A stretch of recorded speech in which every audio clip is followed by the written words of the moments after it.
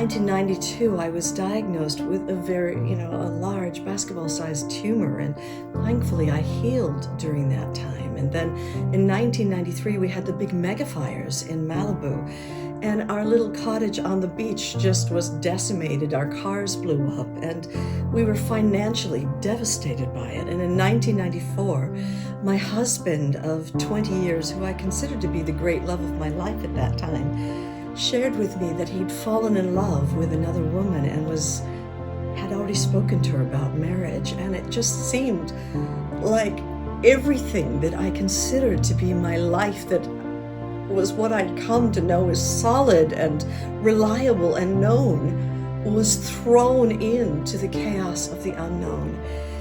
And someone gave me a greeting card, and there was an allegory on that greeting card.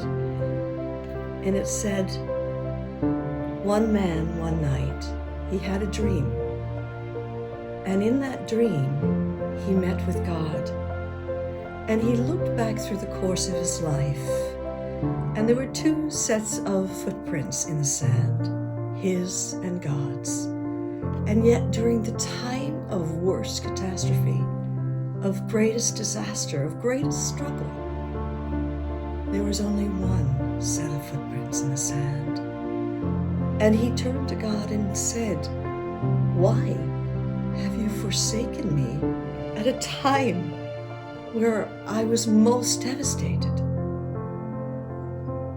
And the divine answered, "That is when I carried you." And in reading that, I realized that something that I didn't have a name for had been carrying me through all of life's disasters.